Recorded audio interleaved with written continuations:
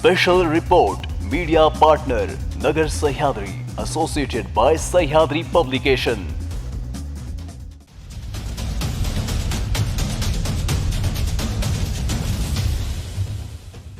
नमस्कार, मी प्रिया आणि आपण पाहताय न्यूज 24 सह्याद्री। पाहुयात आजचा स्पेशल रिपोर्ट।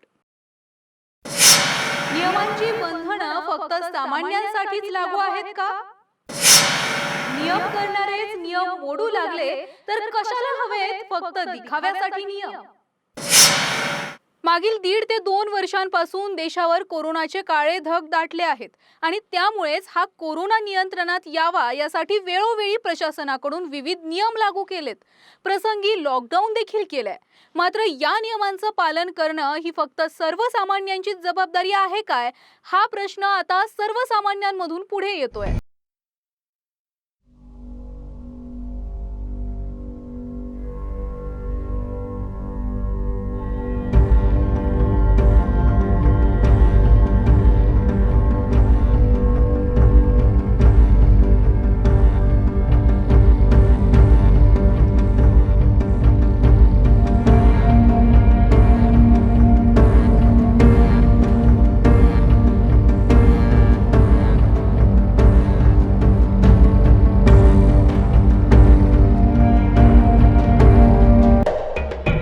मंडळी हो, जरी आपल्या लोकप्रतिनिधींना स्वतःच घालून दिलेल्या कोरोनाच्या नियमांचा विसर पडला असला तरी आपल्याला मात्र कोरोनाच्या नियमांचं पालन हे काटेकोरपणे करावं लागेलच, नाहीतर आपल्याला आर्थिक दंड बसेल किंवा काही तासांसाठी का होईना पण जेलची हवा सुद्धा खावी लागेल।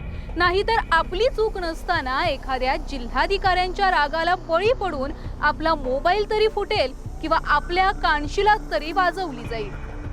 कोरोनाच्या नियमांचं पालन करायला सर्वसामान्यांनी प्रशासनाला वेळोवेळी मदत केली आहे। मात्र जर आता हे नियम घालून देणारेच नियम मोडत असतील तर सर्वसामान्यांचा राग अनावर होणं हे साहजिकच आहे।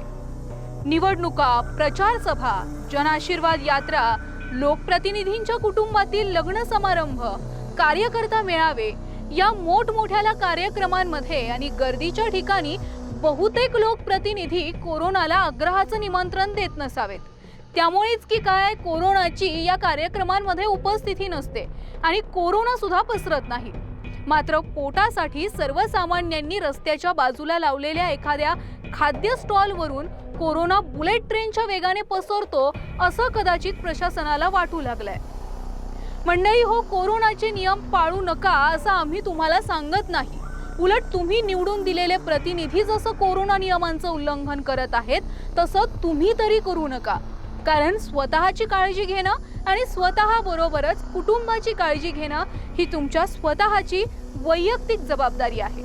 बाकी स्वतःच घालून दिलेले नियम मोडण्याची इथल्या काही लोकप्रतिनिधींना आता सवयच झाली आहे। या स्पेशल रिपोर्टसह आता इथेच थांबतोय। मात्र तुम्ही कुठेही जाऊ नका, तुम्ही पाहत राहा न्यूज 24 सह्याद्री।